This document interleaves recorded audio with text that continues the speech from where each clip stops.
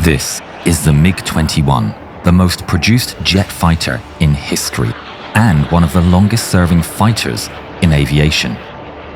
It was designed back in the 1950s as a Mach 2 frontline fighter. It became iconic for its distinctive delta wings, circular nose intake, and incredible agility.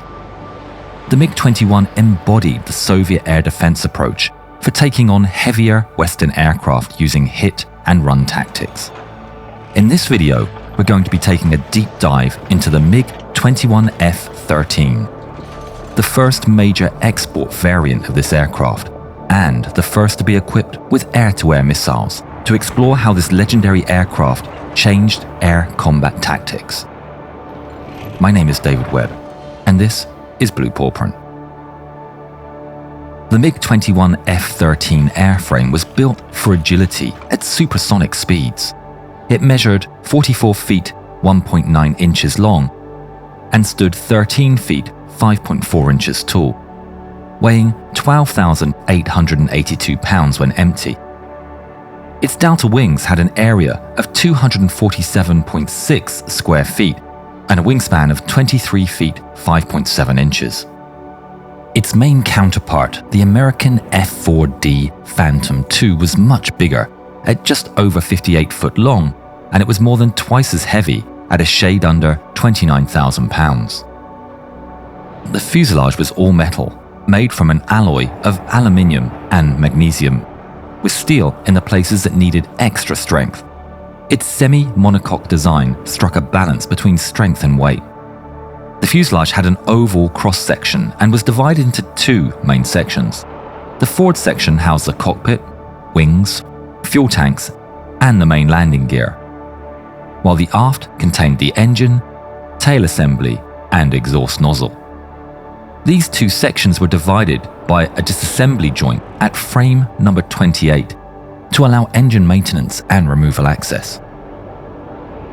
The front of the aircraft was recognizable due to its circular nose air intake and adjustable nose cone. Right below the intake lip was a long pitot tube that measured the aircraft's airspeed, angle of attack, and yaw. The MiG-21's delta wings were perhaps its most distinctive feature. They swept back from the fuselage at an angle of 33 degrees out to cropped tips. Structurally, each wing was built around a main spar and two secondary spars running along the leading and trailing edges. This design, along with the MiG-21's short fuselage, made it highly responsive in rolls and allowed pilots to change directions quickly. It also helped the plane pull high angles of attack, which was a key advantage for ambush tactics. Each wing had one hardpoint for external stores and housed two internal fuel cells located in front of and behind the landing gear wells. The MiG-21's quick roll rates were aided by its relatively small control surfaces, primarily the ailerons. The ailerons had a maximum deflection of 20 degrees in both directions and were operated by actuator rods powered by a booster hydraulic system. If necessary, the hydraulic boost could be switched off, although this made aileron control more difficult. The flaps located between the ailerons and the wing roots acted as secondary control surfaces. When taking off and landing, the flaps would extend to 24.5 degrees, boosting the wing's curvature and helping the aircraft lift off safely at speeds as low as 211 miles an hour. Two small wing fences were added to the wings to help manage airflow and boost aerodynamic stability. The tail section's control surfaces consisted of a vertical fin with a rudder, a set of stabilators, and a ventral fin positioned on the bottom of the fuselage. The MiG-21 F-13 had fully moving horizontal stabilators that made the controls smoother at lower speeds and allowed for a rapid climb, crucial for getting out of tricky situations during combat. The control system featured an ARU-3V module that changed how much force you needed to move the control stick, depending on how fast the plane was going and its altitude. When the plane was going slow, the controls felt lighter and easier to use. But when it was flying fast or at low altitudes, the controls got heavier to help avoid oversteering and keep the aircraft safe from excessive stress. The plane had 3 hydraulically operated air brakes. The front set of 2 air brakes were located on both sides of the lower fuselage, while the rear air brake was positioned between the fuselage pylon and the ventral fin. Additionally, the MiG-21 was fitted with a circular-shaped braking parachute housed in a heat-insulated compartment on the bottom left side of the fuselage, just in front of the ventral fin. The MiG-21 F-13 was a remarkably fast aircraft for its time. It could reach a maximum speed of 1,351 miles an hour at an altitude of 42,650 feet, the equivalent to around Mach 2.05. At sea level, its top speed was around 745 miles an hour. These high speeds were made possible by the twin-axial Tumansky R11F 300 jet engine. The engine system consisted of a 6-stage compressor with 10 separate flame tubes in the combustion chamber, a 2-stage turbine, an afterburner chamber, and an adjustable exhaust nozzle. The engine had a diameter of just over 2.5 feet, measured just over 15 feet in length, and weighed 2,606 pounds. At full power, the engine operated at 11,150 RPM and delivered a maximum thrust of 8,598 pound force under standard conditions without using the afterburner. The aircraft's thrust could be increased by engaging an additional component integrated into the engine called the afterburner. The afterburner consisted of radially arranged fuel injectors positioned just behind the engine turbines. It worked by injecting fuel directly into the afterburner chamber, where it ignited upon contact with the hot exhaust gases, producing significant extra thrust.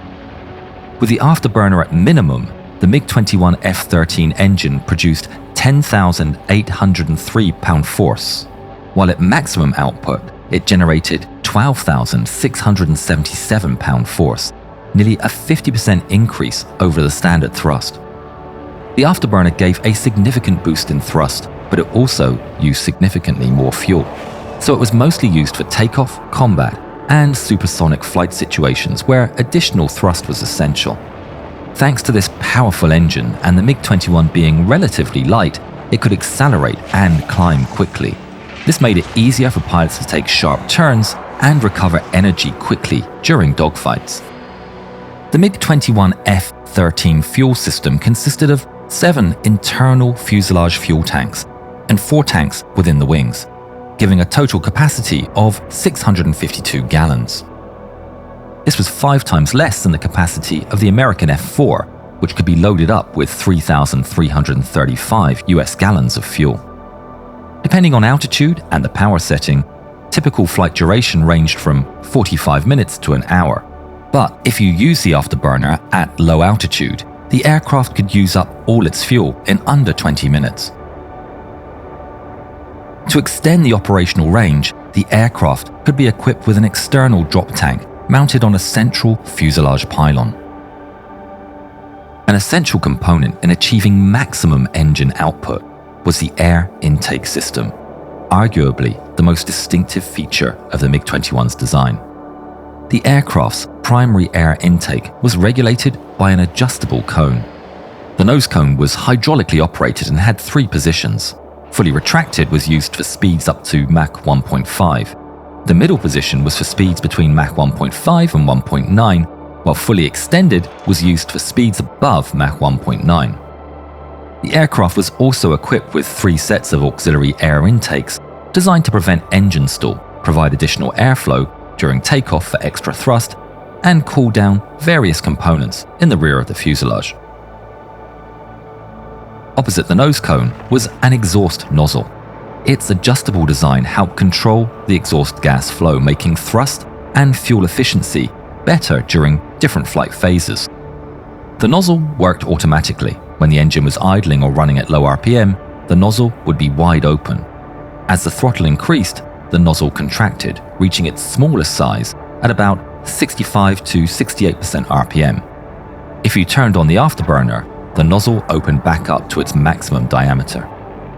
In the event of automatic control failure, the pilot could adjust the nozzle manually, but only for two settings, fully open or fully closed.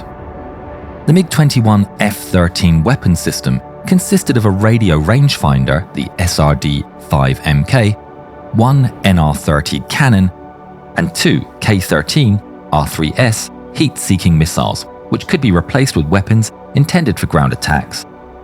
The MiG-21 F-13 did not have a radar in the modern sense.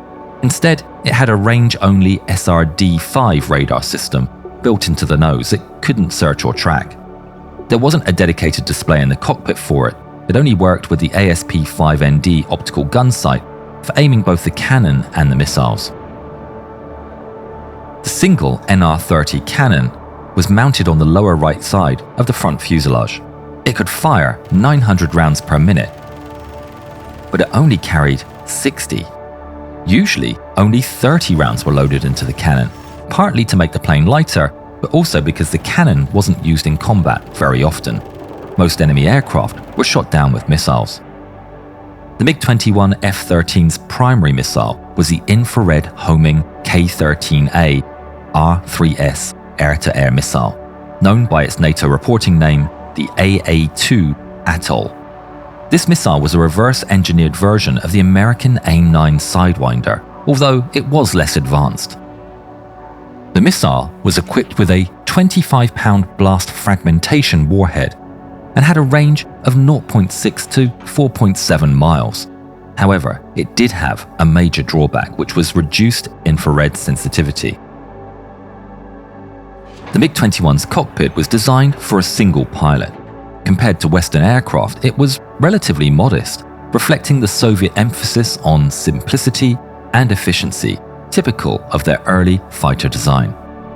The main instrument panel was vertical and quite deep, housing the primary flight instruments, including an artificial horizon, altimeter, airspeed Mach indicator, fuel gauge, engine RPM gauge, and various indicator and warning lights. Additional switches and controls lined both sides of the cockpit, some grouped together based on function, and many of them in hard-to-reach locations. Pilots needed a lot of training to remember where everything was and what each control did. Unlike the cockpits in later versions that were painted in a light turquoise color to reduce pilot fatigue and improve visibility, the F-13s were painted in shades of grey. The throttle lever was mounted on the left-hand side alongside various in-flight controls. The control stick was in the center and was equipped with a cannon trigger, missile launch button, gyro sight damper, stabilizer trim control, and a brake lever. If the pilot needed to fire, he could use the MiG-21's ASP-5ND optical gyro-stabilized computing gun sight. This calculated the necessary lead and adjusted the aim. The data was then projected onto a head-up display via a transparent glass panel in front of the pilot. The ASP-5ND operated in different modes, including a gyro-stabilized mode for dynamic targeting and a fixed mode for simpler aiming scenarios. The cockpit was pressurized and sealed with a bubble canopy that opened forward and had two glass panes. The main pane was a thick 0.4 inches of convex acrylic heat-resistant glass, and the flat front pane was a 0.57-inch thick silicate triplex. The fixed windscreen underneath the canopy was made of armored triplex and was 2.44 inches thick. Altogether, the canopy weighed around 126 pounds. An interesting feature of the canopy is that it was designed to protect the pilot during an emergency ejection. If a pilot needed to escape the aircraft quickly, the canopy attached itself to the ejection seat and created a capsule that shielded the pilot from the high-speed airflow. The ejection seat could be operated by pressing either of the handles located on each side of the seat. Before firing up the engine, the pilot had to complete an extensive checklist to make sure that everything in the plane was set up correctly. This included checking cockpit switches, electrical systems, pneumatic systems, hydraulic systems, and fuel systems, as well as making sure the flight control surfaces were moving freely and correctly. Once the checklist was done, the pilot started the engine by moving the throttle from the stop to the idle position and pressing the starter button for 2 to 3 seconds. After engine startup, the pilot would confirm that all engine systems were working properly and then signal to the mechanic to disconnect ground power. Next, the pilot would close and lock the canopy, test the stick for full movement, and check the pitch trim, air brakes, flaps, and his G-suit. Once the pilot was ready, he had to taxi the aircraft to the runway. On the runway, he'd move the throttle fully forward and release the brakes, while holding the stick firmly in the center. When he reached speeds of around 124 miles an hour, he would pull back the stick 2/3 to raise the nose approximately 9 degrees. When the aircraft reached speeds of between 200 and 220 miles an hour, the plane would lift off. Under normal conditions, the aircraft would start climbing at an indicated airspeed of 430 miles an hour, accelerating gradually to its true airspeed of over 580 miles an hour. In order to climb rapidly, the pilot could accelerate to 620 miles an hour immediately after takeoff, and the aircraft could reach a height of 33,000 feet in just a couple of minutes. If the pilot needed to go supersonic, he'd engage the Afterburner. As the plane accelerated through transonic speeds, around Mach 0.8 to Mach 1.2, the inlet cone would automatically adjust to manage the shock waves and keep the airflow into the engine optimal. After reaching Mach 1.8, the pilot would start climbing to an altitude of 59,000 feet. The MiG-21 F-13 service ceiling was 62,335 feet. The MiG-21 F-13 first saw serious action during the Vietnam War, where it was used against American aircraft, participating in Operation Rolling Thunder. The first time the MiG-21 F-13 saw action in North Vietnam was on March 6, 1966. At first, the North Vietnamese MiG-21 pilots engaged enemy aircraft in traditional dogfights, like they'd been doing with the planes they were flying previously, the MiG-17. But that style didn't really fit the MiG-21's strengths, so the North Vietnamese pilots adopted a new approach. This method became known as the ambush tactic. Guided by ground-based radar, 2 MiG-21s would attack in coordination with another MiG-21, trailing 2 to 3 miles behind. The first 2 MiG-21s would approach an enemy formation, acting as bait. Once the enemy fighters engaged in pursuit, the third MiG-21 joined the fight by climbing rapidly from a lower altitude. Its pilot would position the aircraft on the enemy's tail and engage it the moment the target was locked. The MiG-21's small frontal profile made it difficult to detect, giving enemy pilots very little time to react. Because the American F-4s had their radars mounted in the nose cone, it was practically invisible for them to spot any MiG-21 that may swing in from behind. Captain Frederick S. Olmsted Jr., who fought North Vietnamese MiG-21s, noted that they were very fast, very nimble, and a very capable adversary. So we were very aware of what the MiG-21 could do, if you were not careful. The success of MiG-21s in battles against American aircraft forced the United States to rethink its approach to aerial combat and how it trained its crews. When coming into land, the pilot needed to descend to 1,640 feet and slow to around 280 miles an hour before putting the landing gear down. When close to the runway, the pilot would initiate a flare by raising the nose by 10 degrees to reduce the descent rate. With the nose pulled up, the pilot would have no forward visibility and would have to estimate his altitude by looking around to his sides. By the time he landed, the plane would have slowed to between 160 and 170 miles an hour. After touchdown, the pilot would apply his wheel brakes gently to avoid excessive pressure. If he deployed his drag chute, that would slow the plane more quickly and it would significantly shorten the landing distance. Once the aircraft slowed enough, the pilot would disengage the nose wheel brake so he could turn the aircraft while taxiing. Once the aircraft was back in position, the engine would be shut down by pulling the throttle lever back to the stop position.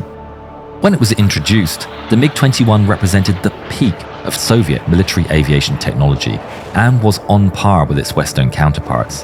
However, the MiG-21 became outdated as newer aircraft emerged, largely due to limitations caused by its small size that limited radar upgrades, fuel capacity, and payload capabilities. Despite these drawbacks, the MiG-21 remained popular for smaller air forces due to its simplicity, affordability, and ease of maintenance. It demonstrated that the right tactics could provide a significant advantage, even to less technologically advanced aircraft.